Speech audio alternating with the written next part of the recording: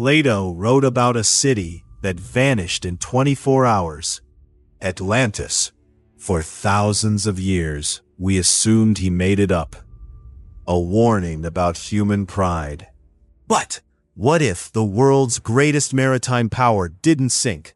What if the massive tidal wave missed? In our timeline, Rome and Greece built Western civilization. In this timeline, they never got the chance. It starts in 1170 BC. A massive earthquake hits the Mediterranean.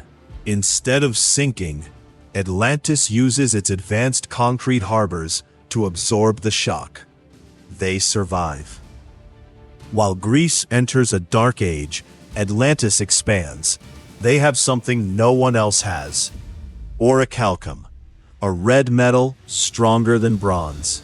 By the time Rome is just a muddy village of farmers, Atlantean ironclads are already docking in Britain. They control the tin trade. They control the salt.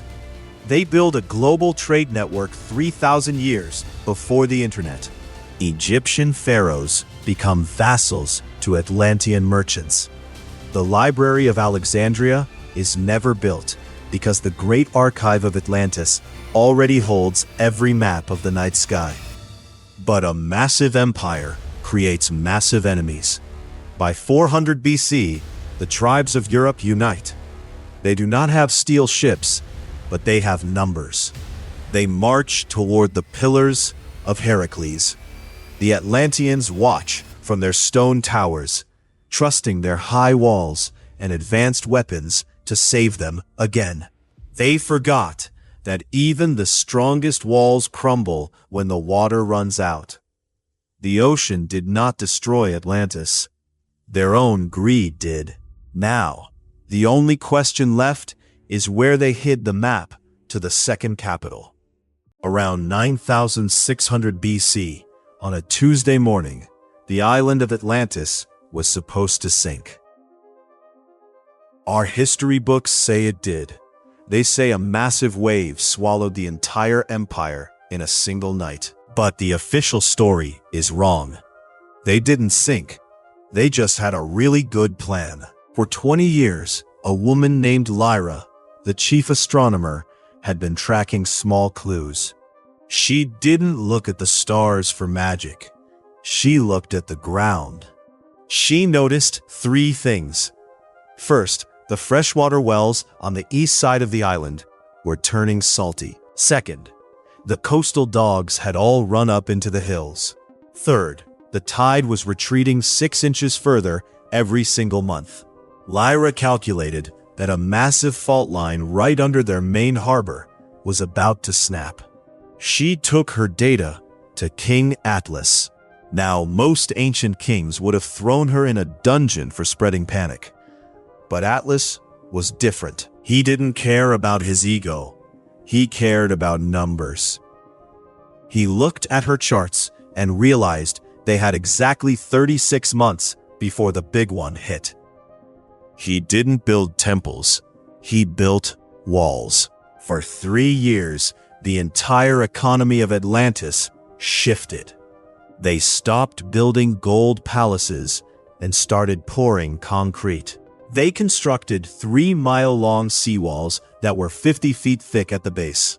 They dug massive channels through the center of the city to divert water. They even moved 70,000 people from the low-lying slums up into the rocky cliffs. People called the king crazy.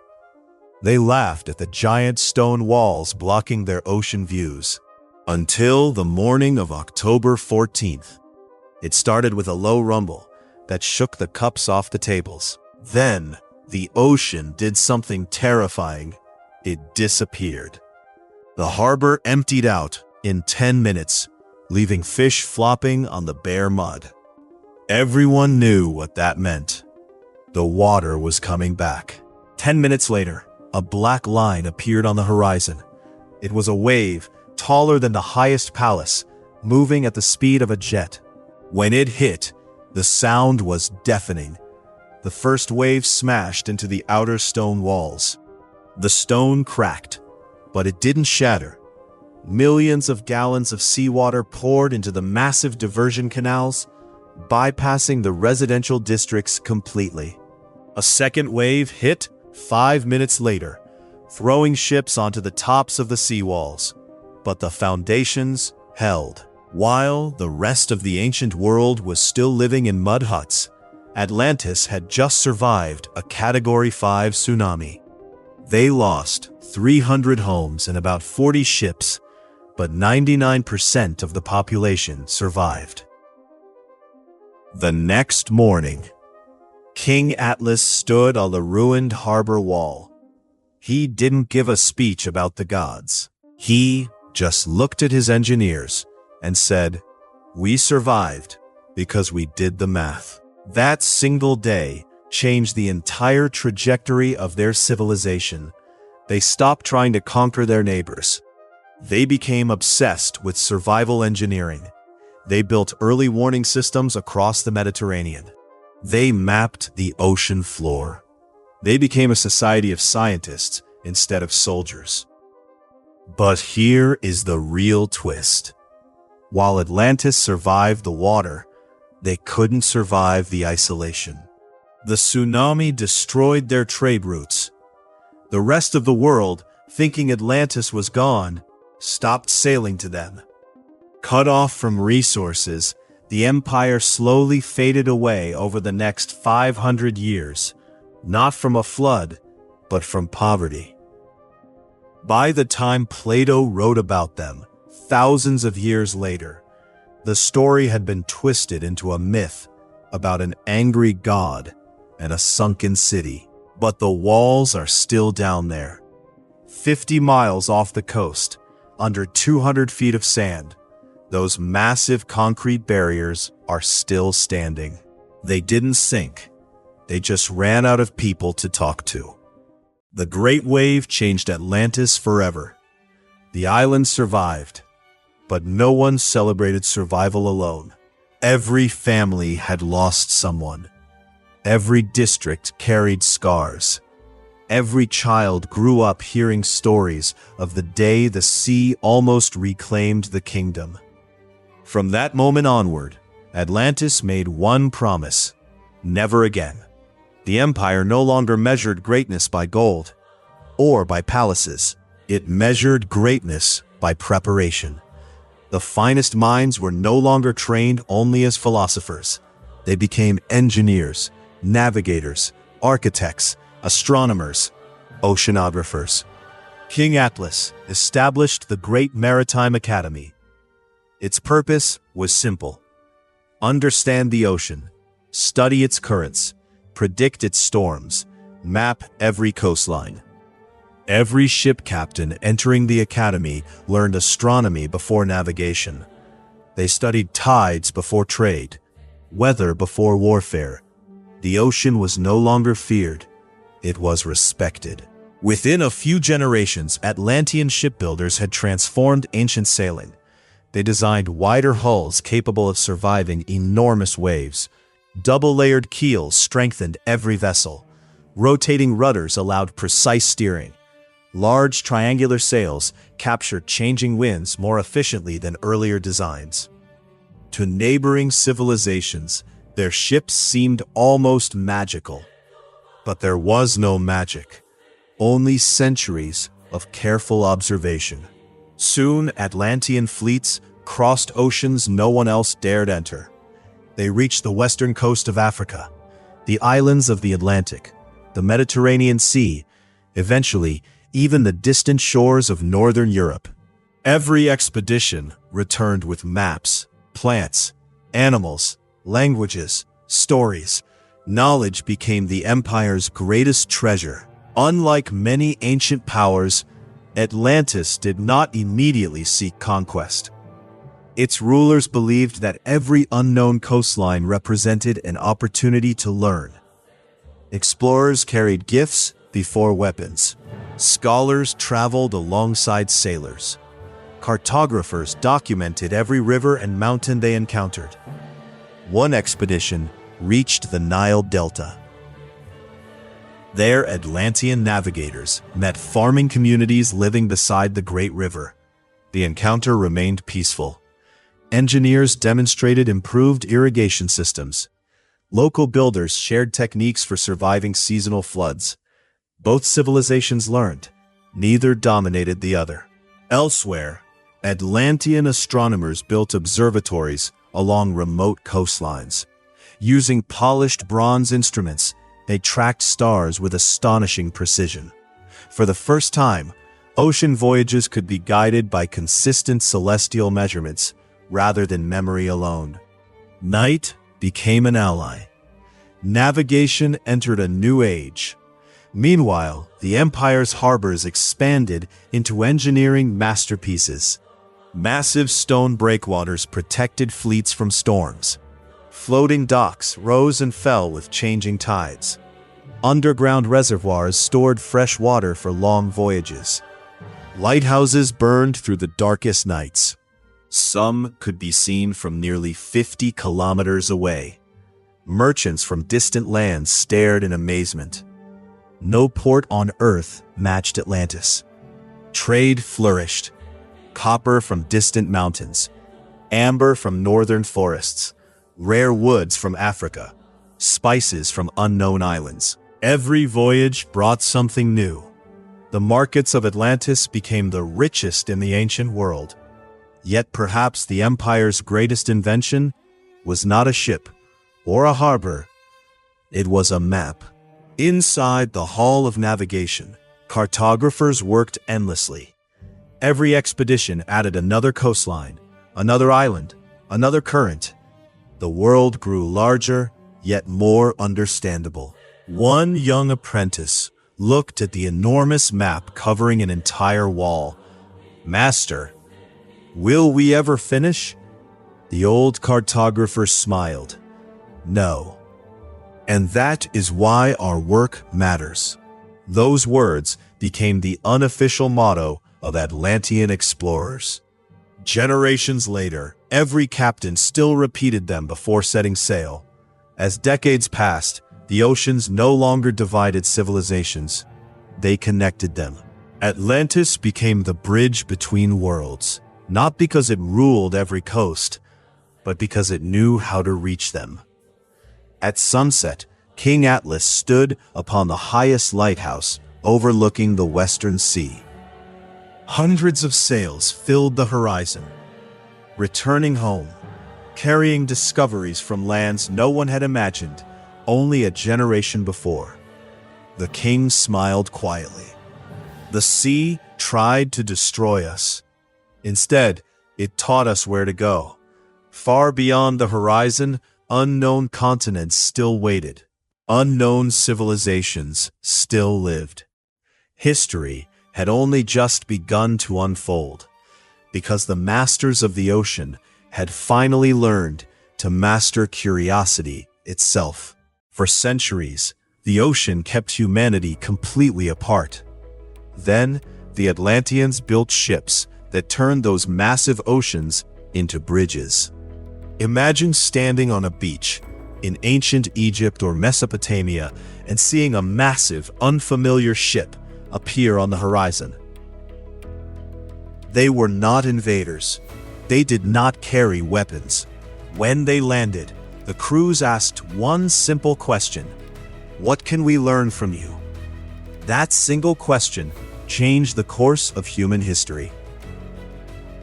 In Egypt, Atlantean engineers met local architects who spent their entire lives studying the Nile. Together, they built irrigation systems that actually worked. Harvests doubled. Cities expanded rapidly. For the first time, starvation was not a constant threat. In Mesopotamia, Atlantean captains traded their advanced ships for Babylonian star charts. The Babylonians had observed the night sky for hundreds of years. By combining that data with Atlantean ships, they created the first highly accurate navigation maps. Suddenly, sailors could cross deep ocean water with actual confidence, instead of just praying they survived. Further east in the Indus Valley, Atlantean builders discovered advanced city planning. They saw straight streets, public wells, and underground drainage systems. The Atlanteans did not dismiss these ideas just because they came from somewhere else. They wrote down every detail. That open-minded philosophy transformed their entire empire. Knowledge did not belong to just one nation anymore. It belonged to everyone. King Atlas made a unique law. Every ship returning home had to bring back two specific things: new ideas and the actual names of the people who invented them. He wanted to credit the farmers, healers, and builders. He recorded their names inside the Grand Hall of Knowledge. Recognition mattered. Soon, this hall became the greatest library on Earth. It was packed with maps, foreign plants, medical texts, and star charts. Every single object told a story. One day, a young student pointed at a basic clay tablet from Mesopotamia and said it looked completely worthless. His teacher stopped him and said that simple tablet changed how they counted the stars. The boy looked closer, realizing its true value. Outside the library, this shared knowledge accelerated everything. Blacksmiths learned stronger metal techniques. Builders improved stone construction. New water pumps carried fresh water uphill. Windmills popped up along the coast. Large observatories predicted eclipses decades in advance. Information spread faster than any army could march. Trade flourished, but they were not just trading gold and silk. They traded ideas. Doctors traveled between kingdoms. Students crossed oceans to study. Languages mixed. The world became connected through curiosity, not war. Of course, not everyone liked this. Some kings feared foreign influence. They worried open trade would destroy their ancient traditions. A few kingdoms closed their ports, banned foreign teachers, and burned books. King Atlas refused to fight them. He told his captains to simply sail somewhere else. He said, "You cannot force wisdom on people, you can only offer it." Years passed. The isolated kingdoms watched their neighbors get rich and successful. One by one, they opened their ports back up. Prosperity was a much better argument than war. Eventually, a massive meeting took place in Atlantis. Representatives from Egypt, Babylon, Crete, and the Indus Valley gathered in one room. There was no throne, just a round stone table. King Atlas stood with everyone else. He looked at the different clothing, different faces, and different languages. He said, "The sea separates lands, but it never separates minds." That room became the birthplace of the world's first international council. It was not a military alliance. It was just a conversation. Historians later wrote that humanity's greatest invention was not the ship or the compass. It was the willingness to listen. When the next fleet sailed out of Atlantis, the ships did not carry soldiers. They carried teachers, doctors, and dreamers. The ocean was now a classroom. The world was smaller, and humanity was finally working together. 1,000 years went by. Atlantis wasn't alone anymore. The entire planet had changed because of it. Sure, different kingdoms still existed, and people spoke their own languages. But one single idea had spread further than any army ever could. The idea that knowledge belongs to everyone. Suddenly, great cities all over the world were connected by the sea. Stone harbors popped up on every coast. Lighthouses guided ships through rough waters. Maps got updated every single year. No coastline stayed a mystery for long. The oceans became massive highways. Trade exploded. Copper from distant mountains, tin from northern islands, silk from the east, and medicine from tropical forests. But The ships weren't just carrying cargo, they were carrying ideas. The people of Atlantis had a rule. Every ship had to return home richer than it left. Not in gold, but in wisdom. The Grand Hall of Knowledge grew so fast that entire neighborhoods became libraries. Engineers copied new tools.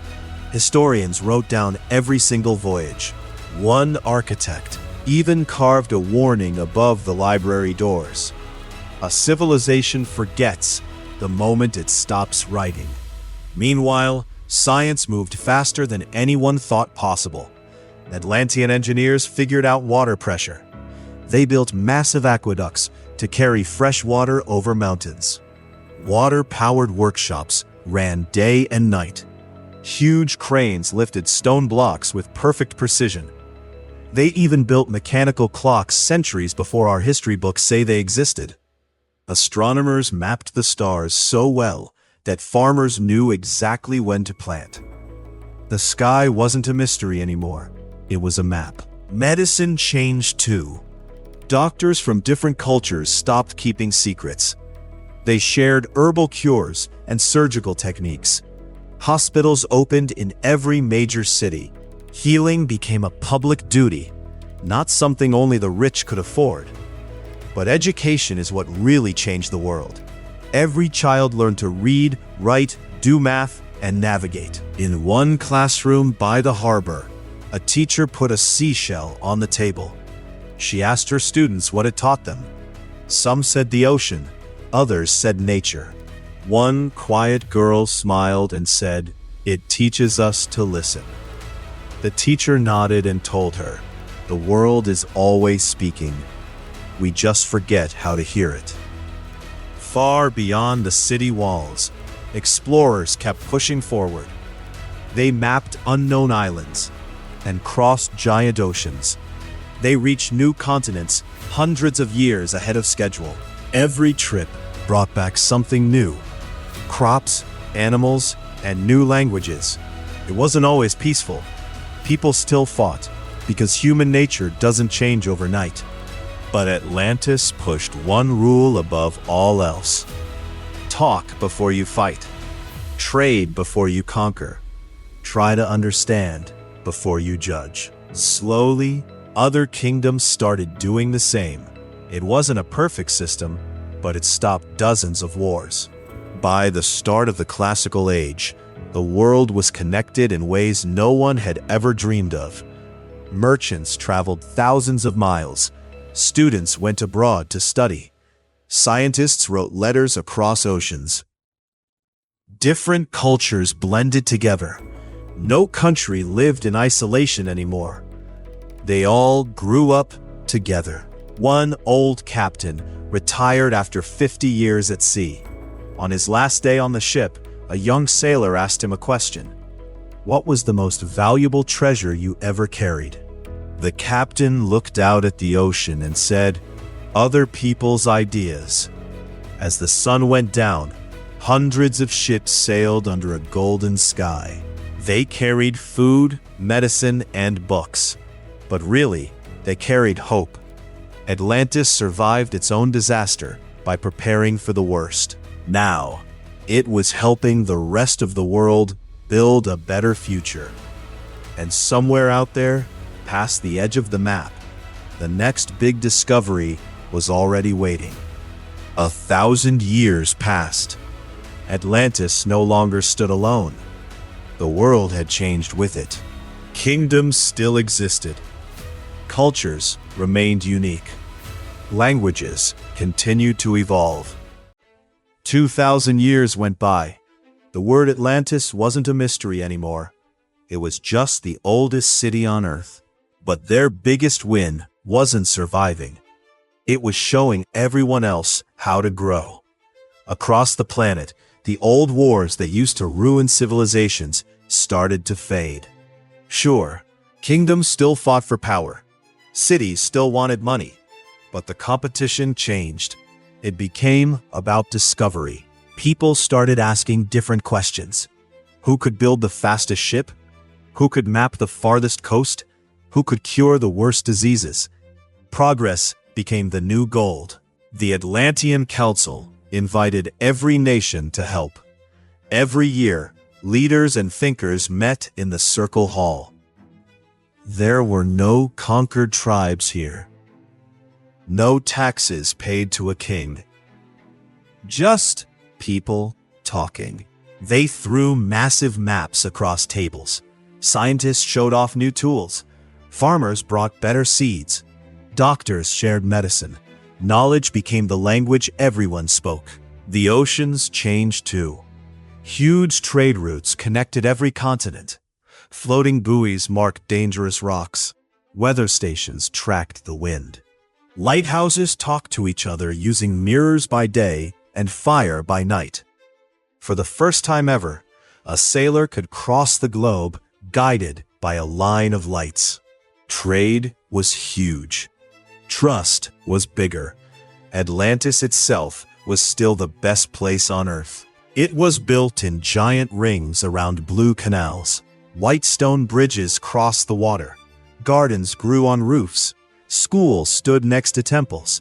Markets were packed with people from everywhere. Visitors always noticed one thing. There were no neighborhoods for foreigners. If you visited, you belonged. In the middle of the city stood the Hall of Memory. It wasn't a palace for kings. It was for inventors, teachers, and doctors. It was for regular people who changed the world. One statue showed an old woman holding a compass. Her plaque said she mapped the currents that brought us together. Another showed a doctor with plants. His plaque said he healed people without asking where they were born. Kids walked past these statues every day. They learned that being great meant helping people, not ruling them. Soon, people started looking up. Atlantean stargazers had watched the sky for generations. Now they built telescopes on mountains. They figured out exactly how planets moved. One night, a young engineer stood before the council with a crazy idea. What if we could sail the stars? He asked. Just like our grandfathers sailed the sea. The room went quiet. Some people laughed, but an old explorer stood up. He remembered when people laughed at the idea of crossing the ocean. Now we knew the whole map. He looked up at the night sky and said every impossible trip starts with a question. So they started building. Not ships with sails, but machines built on science. The same curiosity that drove them across the water now pointed at the stars. That evening, thousands of people gathered at the harbor. Kids put small paper lanterns into the canals. Each light represented one new thing humanity learned this year. The water looked like a mirror of the night sky. A little boy looked at his grandmother and asked if they would ever discover everything. Why? He asked. She pointed at the horizon. Because as long as we have mysteries, we have adventures. The world was finally connected. Not because everyone was the same, but because they liked being different. The ocean that almost destroyed them was now the road that brought them together. And above them, the stars waited for the next ship. It is the year 2026, but not our 2026. 11,000 years have passed since Atlantis survived the Great Wave. The city that was supposed to become a myth actually survived. It became the foundation of the modern world. If you look at Earth from space in this timeline, the difference is immediate. The oceans are alive. Thousands of silent ships move across the water. Floating cities drift with the currents. Massive ocean farms stretch for miles. Humanity never abandoned the sea. We embraced it. At the center of everything is Atlantis. It is not buried underwater. It rises proudly above the waves. You can still see the ancient circular design from orbit. The original canals still surround the historic center. Beyond them, a massive modern metropolis stretches to the horizon. Crystal towers catch the morning light. Waterfalls flow through public parks. Every single building works with nature instead of fighting it. Atlantis is now the capital of the Oceanic Commonwealth. This is a global federation built on cooperation and protecting the seas. Representatives from every continent sit on the council. No single nation rules. Everyone shares the work. Inside the Grand Hall of Navigation, the maps have changed. They do not just show Earth anymore. Massive screens display detailed charts of the Moon, Mars, and the outer planets. The ancient explorers who once sailed unknown oceans inspired us to sail the stars. Kids here learn astronomy as soon as they can read. Navigation remains a core subject. Only the destination has changed. The stars have replaced distant islands. Technology evolved differently here. We did not focus on land transport first. We invested in the ocean. Clean marine energy powers entire cities.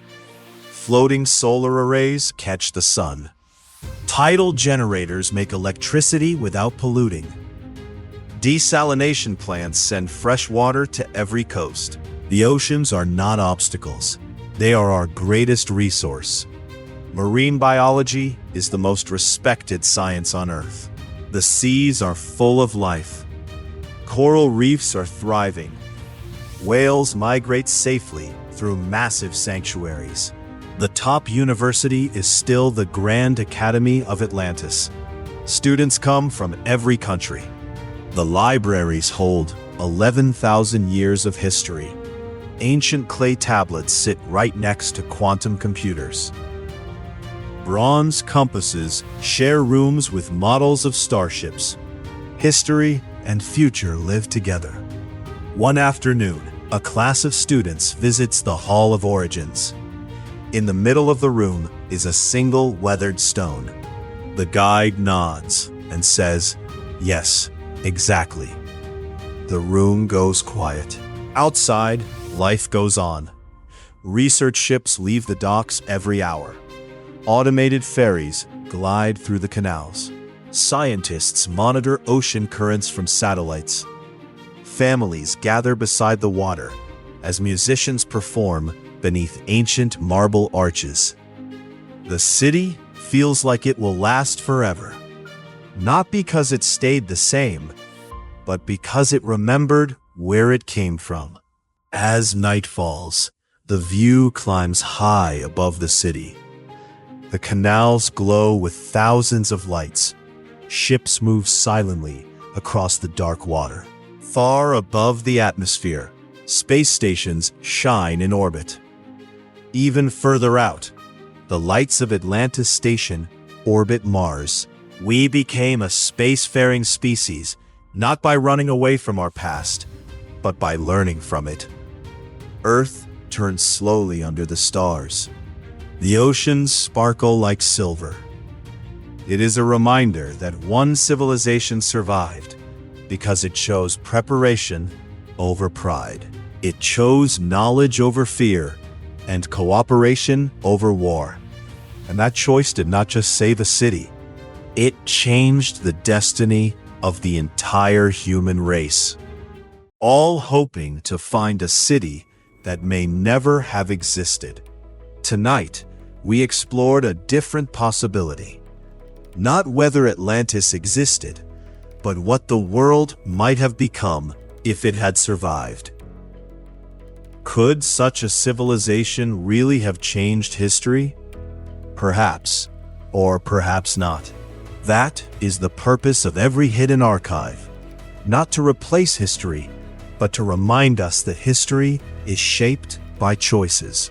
In our timeline, the legend of Atlantis became a mystery, a story passed from generation to generation, a symbol of ambition, of loss, and of forgotten knowledge.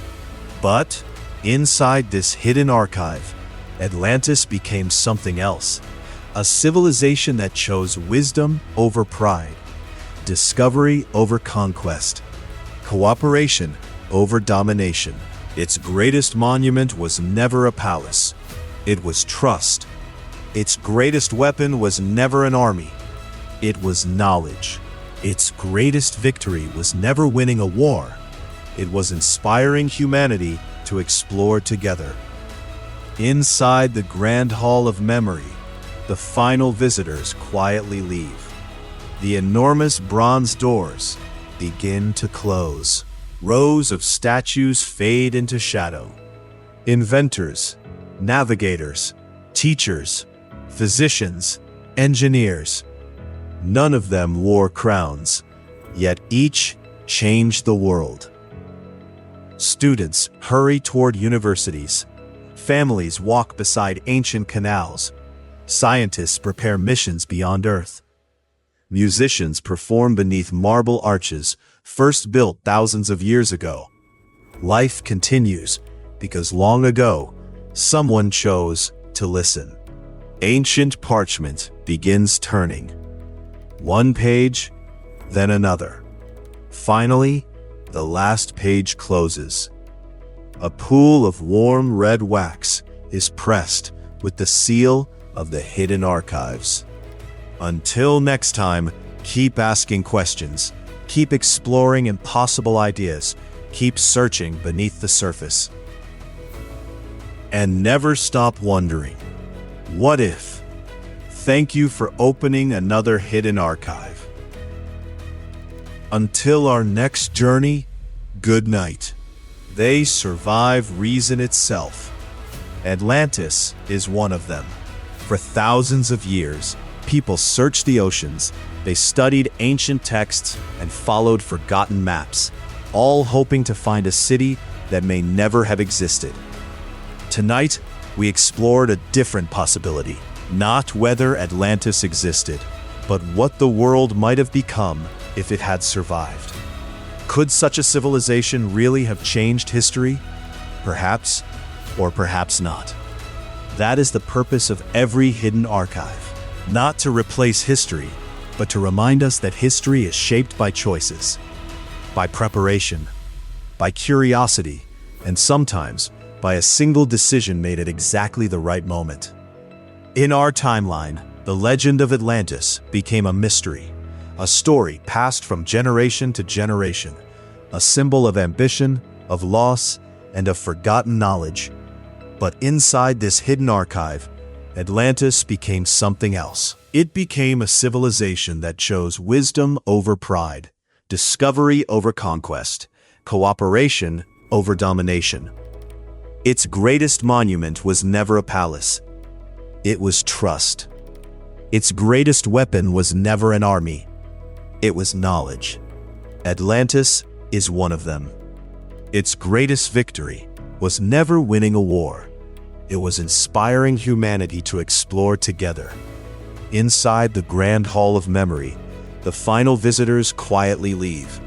The enormous bronze doors begin to close. Rows of statues fade into shadow.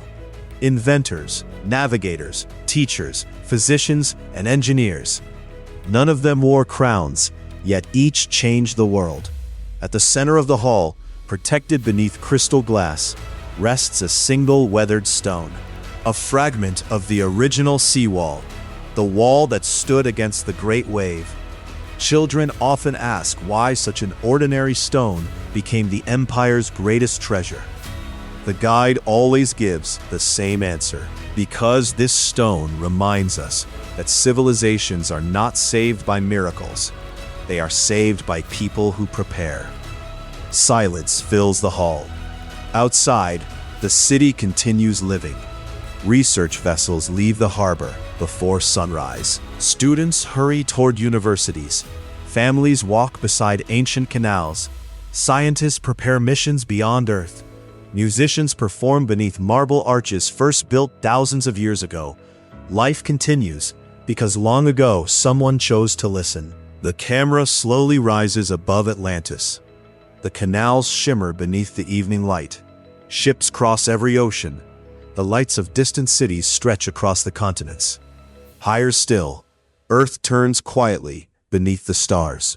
From this distance, there are no borders. Only one world waiting to be understood. Ancient parchment begins turning. One page, then another. Finally, the last page closes. A pool of warm red wax is pressed with the seal of the hidden archives. The archive is complete. Tonight, we imagined a civilization that history remembers only as a legend. Atlantis is one of them. Tomorrow, another forgotten possibility waits beyond the next page. Because history is not only the record of what happened, it is also the echo of everything that almost did. Until next time, keep asking questions. The year is 476. The world expects Rome to die. But the iron doors stay shut. The map is drawn again. This time, the empire never falls. The real story starts now. And history is about to be rewritten.